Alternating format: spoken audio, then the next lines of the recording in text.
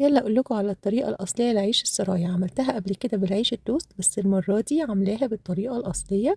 يا رب تعجبكم، حلوه جدا وكريميه وسهله، وبجد مش هتبطلوا ان انتوا تعملوها، ومش هتجيبوها جاهزه كمان. اول خطوه احنا هنعملها ان احنا هنعمل ميه بسكر. هنحتاج نص كوبايه من السكر وكوبايه من الميه، بس كده هياخد هلوه، وهنحطه على جنب وهتعرفوا هنعمل بيه ايه. بعد كده هنعمل الكراميل لأول طبقة من عيش السرايا.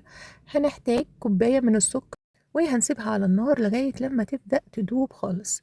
وهنا بقى عايزاكم تركزوا، مش هنقلب السكر ولغاية لما يكلكع ويضايقنا خالص، مجرد بس ما الأطراف تبدأ إن السكر يدوب فيها. بصوا أنا بعمل إيه، حركة دائرية داير ما يدور بالسباتشيلا كده، كأننا بندخل السكر لجوه، بس ما بنقربش للسكر نفسه.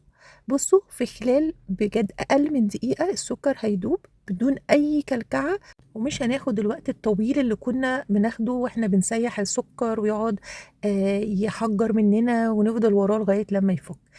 هنا بقى هنحتاج المية بالسكر. ويا ريت هنا بجد نفتكر الشيف أسامة السيد الله يرحمه، لان انا شفت التركه دي في فيديو من فيديوهاته، واكد ان احنا ما ننزلش في المرحله دي بميه عموما لما نيجي نخفف الكراميل، ولكن ننزل بميه بسكر. وفعلا زي ما انتم شايفين الشربات الخفيف او الميه بسكر لما نزلنا بيها على الكراميل ما حجرش وما ما مسكش كده زي ما بيحصل، بالعكس هو زي ما انتم شايفين دايب تماما. ففعلا الخطوه دي مهمه جدا جدا، واعتمدوها بعد كده لما تعملوا كراميل ومحتاجين تخففوه. في المرحلة دي بقى هننزل بكوباية ونص من السميد، هنقلب كويس قوي قوي قوي لغاية لما يتكون عجينة مش سايلة، عجينة ماسكة نفسها شوية. في المرحلة دي ممكن تحطوا ماء ورد أو ماء زهر أو فانيليا، أو تدمجوا النكهات مع بعض زي ما تحبوا. أنا استعملت ماء ورد وشوية فانيليا بس مش كتير، بس تدي كده يعني إيه روح الطعم ده، ما تبقاش يعني قوية، وطبعا زي ما تحبوا.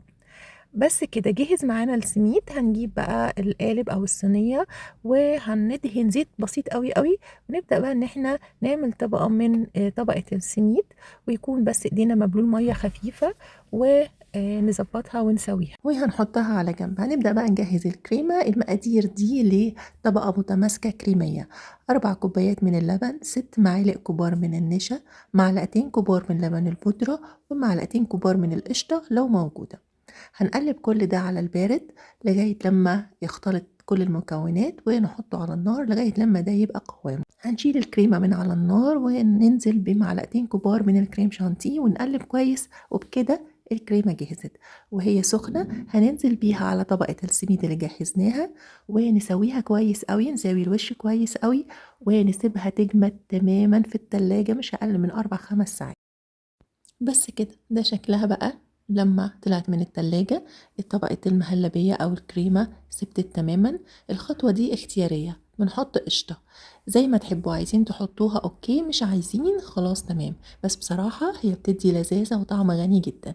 هنفرد القشطة كويس ونزينها بقى زي ما نحب عادة، عيش السرايا يعني فستق وورد كده يبقى لونه حلو مع لون الفستق. وبجد الوصفة دي في منتهى اللذاذة، جربوها بالطريقة دي هتعجبكم جدا جدا. بتتقدم مع شربات، ممكن كمان الشربات بينزل جنب القطع للي حابب يزود. حلوة قوي، وطعم السميد جميل جدا، وحقيقي قريبة بنسبة كبيرة قوي من الجاهز. يا رب تكون عجبتكم الوصفة والفيديو كان واضح كفاية، وهستنى تطبيقاتكم ورأيكم، وبألف هنا وشفا.